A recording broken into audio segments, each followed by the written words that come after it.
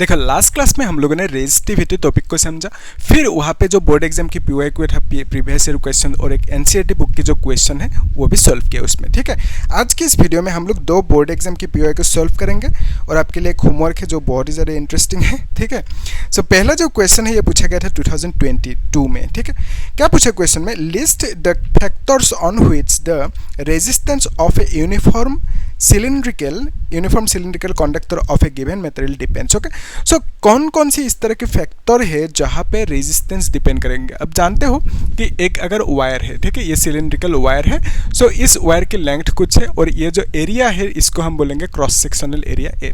हमें मालूम है कॉन्सेप्ट कि R is proportional to L, यानी एल अगर इंक्रीज होंगे, लेंथ इंक्रीज होंगे तो रेजिस्टेंस भी इंक्रीज होंगे। तो यानी आप बोल सकते हो कि resistance is depending on length, तो l is a factor, length is a factor जहाँ पे रेजिस्टेंस डिपेंड कर रही है, ऐसा आप बोल सकते हो। फिर next is R is inversely proportional to area, यानी अगर इस एरिया को इंक्रीज करोगे, यानी इस वायर को मोटा करोगे, ज़्यादा मतलब थिक करोगे, तो उस केस में क्या होंगे, रेजिस्टेंस कम होंगे। ठीक है, area cross sectional area increase होंगे तो रेजिस्टेंस कम होंगे, ऐसे आप बोल सकते हो। तो बेसिकली एरिया पे भी डिपेंड कर रहे हैं रेजिस्टेंस।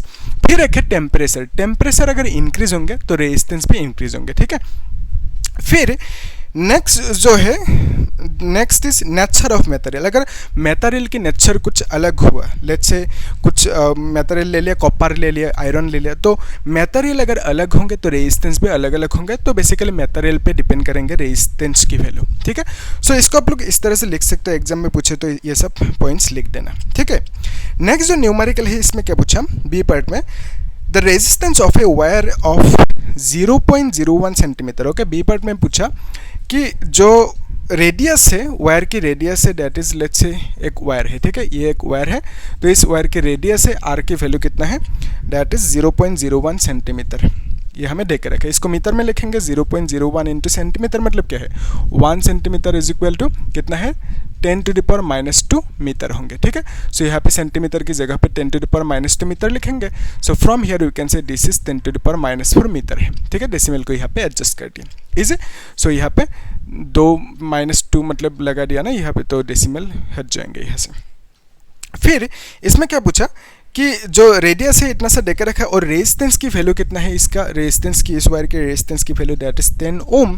फिर हमें बोला if the resistivity of the wire is this much, तो वायर की जो रेजिस्टिविटी रो की वैल्यू है that is 50 into 10⁻⁸ ohm metre. So ये जो रो है, इस रो को हम कहेंगे रेजिस्टिविटी। ठीक है, तो रेजिस्टिविटी की वैल्यू कितना है, इतना से देकर रखा।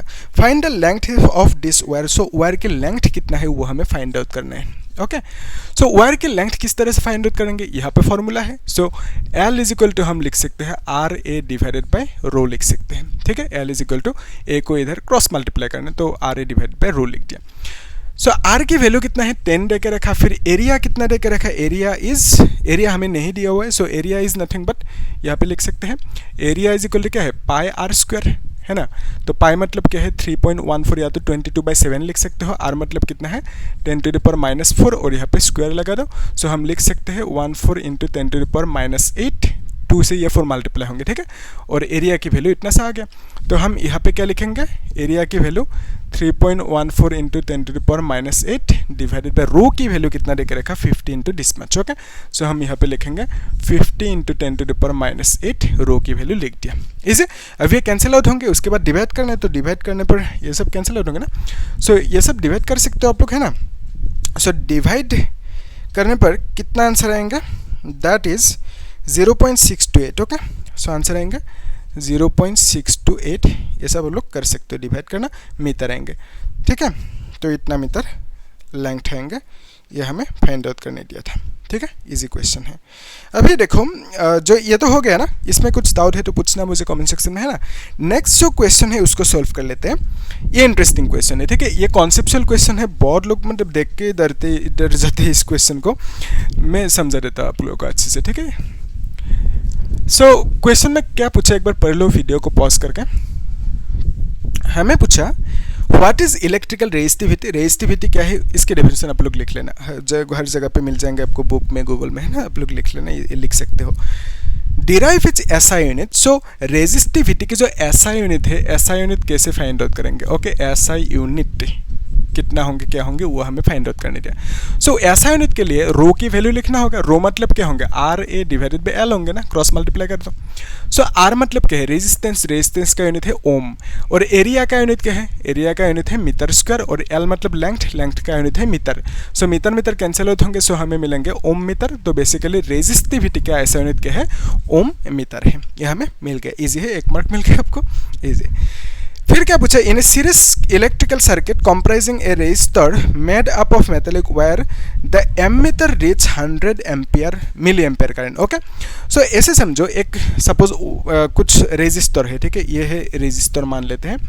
ओके, ये रेजिस्टर है मान लो और रेजिस्टर है। ओके, तो यहाँ पे ये एक बैटरी लगा हुआ है, ठीक है, हम लोग समझ रहे सिचुएशन को। बैटरी से क्या निकलेंगे, करंट निकलेंगे। और करंट का वैल्यू कितना निकलेंगे, बोला कि 100 मिली एम्पियर निकलेंगे, ऐसा बोला करंट का वैल्यू हमें।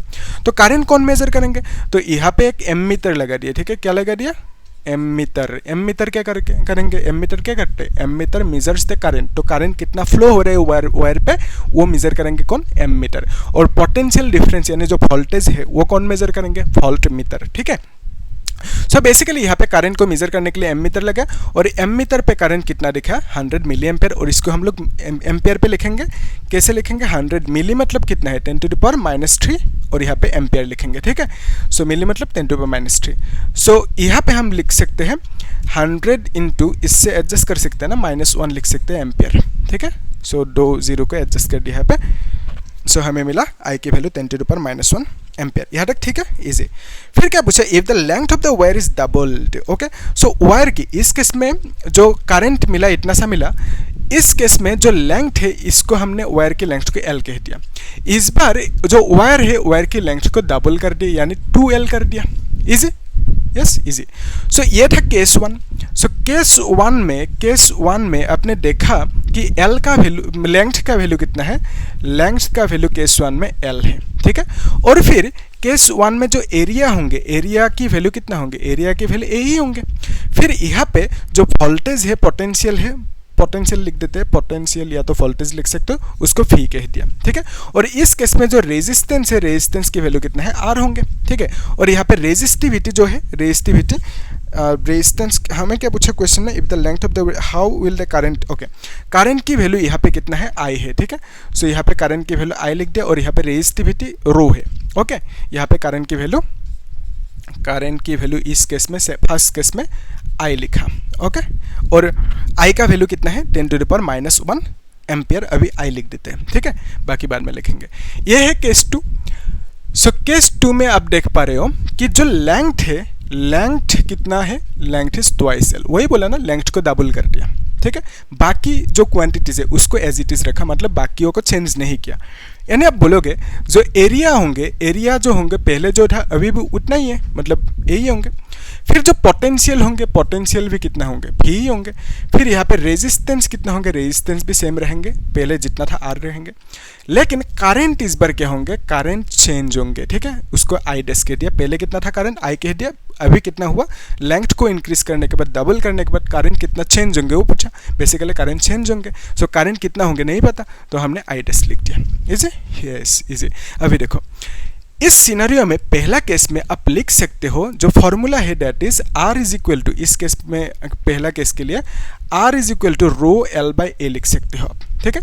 अभी आर मतलब क्या है, एक फॉर्मूला मिला था ना Ohm's law, that is phi is equal to I R, ये तो जानते हो आप, है ना। आर इज इक्वल टू, यहाँ से क्या लिख सकते हो, फी बाय आई लिख सकते हो। तो यहाँ पे जो आर है, आर की जगह पे हम फी बाय आई लिखेंगे, is equal to rho l divided by A लिख सकते हैं। सो यहाँ से आई इज इक्वल टू क्या लिख पाओगे, आई को इधर लेके जाओ, सो हम लिख सकते हैं फी ए डिवाइडेड बाय रो लिख सकते हैं, और एल को नीचे लाना होगा, ठीक है। सो आई का वैल्यू कितना मिला, आई को इधर लेके गया, फी ए लिखा, रो एल को नीचे लेके गया, इजी। सो इस केस में आई का वैल्यू इतना आया, क्लियर है। तो ये जो सेकंड केस है, सेकंड केस में आई का वैल्यू कितना आएंगे, उसके लिए आई डैश लिखना होगा ना, या तो ये जो फॉर्मूला है इसके लिए हम लिख सकते हैं R is equal to rho l by A, ऐसे लिख सकते हैं। लेकिन इस केस में आर की वैल्यू हम लिखेंगे फी बाय आई डैश लिखेंगे, ठीक है, क्योंकि पहले जो करंट है दैट इज आई, इस बार जो करंट है दैट इज आई डैश है, ठीक है। यहाँ पे करंट को आई डैश लिख दिया, क्लियर है, पहले करंट को आई लिखा था। फिर इस केस में रो लिखा, एल कितना लिखेंगे, पहले एल लिखा था लेंथ को, इस बार लेंथ को ट्वाइस एल लिखेंगे, यानी एल की जगह पे हमें ट्वाइस एल लिखना होगा।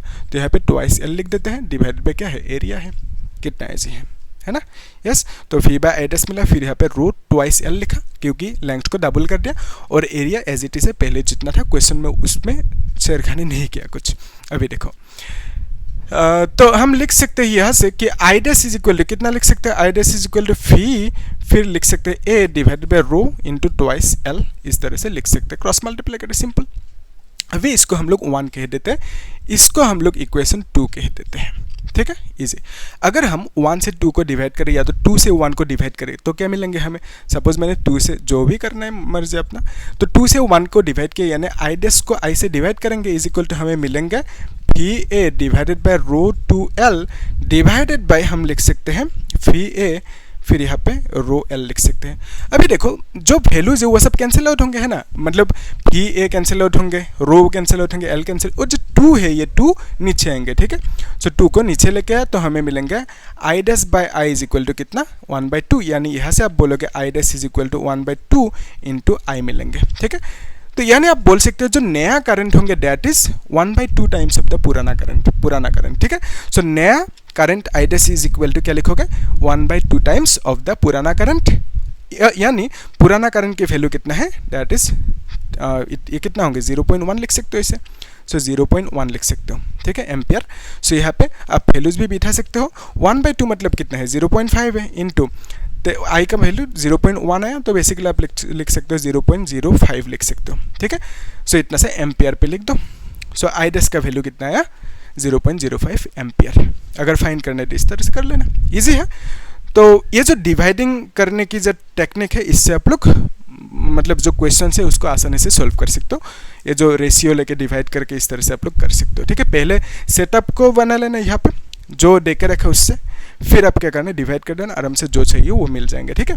सो आई डैश की वैल्यू निकालने दिया तो ऐसे निकल सकते हो, या तो जो क्वेश्चन में पूछा किस तरह से चेंज होंगे तो आप बोल सकते हो कि आई डैश यानी जो नया करंट है that will be equal to 1/2 times of the पुराना करंट, हो गया, इजी, ओके। सो अभी नेक्स्ट जो क्वेश्चन है इसे आप लोग सॉल्व करना खुद।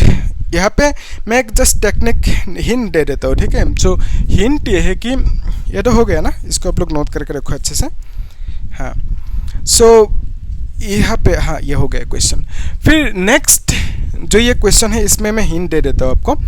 हिंट ये है कि क्वेश्चन में क्या पूछा आपको कि calculate the resistance of A 1 kilometre long copper wire. तो 1 किलोमीटर को आप लोग ऑब्वियसली मीटर में कन्वर्ट करोगे, आप जानते हो ये 1000 मीटर होंगे। फिर यहाँ पे एक चीज़ देके रखा एरिया, ओके। एरिया की वैल्यू कितना देके रखा 2 × 10⁻² सेंटीमीटर स्क्वायर, ठीक है। सो बहुत लोग इसको डायरेक्टली बिठाएंगे लेकिन सेंटीमीटर को हमें मीटर में कन्वर्ट करना होगा, ठीक है। कैसे कन्वर्ट करोगे उसके लिए देखो हमें मालूम है 1 सेंटीमीटर इक्वल टू 10⁻² मीटर, ठीक है। सो यहाँ से हम लिख सकते हैं area is equal to 2 × 10⁻²। Centimetre की जगह पे आप लिखोगे 10⁻² मीटर लिखोगे, ठीक है, 10⁻² मीटर लिखोगे और ब्रैकेट लगोगे, ये स्क्वायर देना होगा। बहुत लोग यहाँ पे स्क्वायर नहीं देते, मतलब भूल जाते हैं पता नहीं क्या। तो यहाँ पे आप क्या करोगे सेंटीमीटर की जगह पे इतना सा लिखोगे और यहाँ पे स्क्वायर लगाओगे क्योंकि यहाँ पे स्क्वायर है। अगर क्यूब होंगे तो क्यूब लगाओगे, है ना। तो अभी स्क्वायर है, स्क्वायर लगा तो हम लिख सकते हैं 10⁻²। अभी रूल के हिसाब से ये 2 से ये 2 मल्टीप्लाई होंगे, है ना। सो हम लिख सकते हैं 10⁻⁴ और यहाँ पे मीटर स्क्वायर लिखेंगे, ठीक है। सो बेसिकली हम कह सकते हैं ये कितना होंगे 10⁻�6 मीटर स्क्वायर एरिया होंगे। सो एरिया का वैल्यू इतना सा लिख दो, आंसर जो पूछा मतलब क्वेश्चन में वो आपको मिल जाएंगे, ठीक है। सो 8.1 ओम आएंगे रेजिस्टेंस की वैल्यू इस क्वेश्चन में। तो आप लोग इसे सॉल्व करना और मुझे बोलना कर पाया कि नहीं, ठीक है। बाकी हम लोग जो कॉम्बिनेशन ऑफ रेजिस्टेंस है नेक्स्ट क्लास में वो सब चीज़ें देखेंगे। सीरीज कॉम्बिनेशन में किस तरह की इक्विवेलेंट इक्विवेलेंट रेजिस्टेंस निकाले जाते हैं। फिर पैरेलल कनेक्शन होंगे तो पैरेलल कॉम्बिनेशन में किस तरह से वैल्यूज को फाइंड आउट करेंगे, वो सब चीज़ें देखेंगे। और बोर्ड एग्जाम में जो पूछा गया था प्रीवियस ईयर क्वेश्चंस वो सब भी हम लोग सॉल्व करेंगे साथ में टॉपिक वाइज, ठीक है। तो आप लोग देखते रहना और क्या करना, चैनल को सब्सक्राइब करके रखना, शेयर करना और लाइक भी कर देना, ठीक है। Thank you.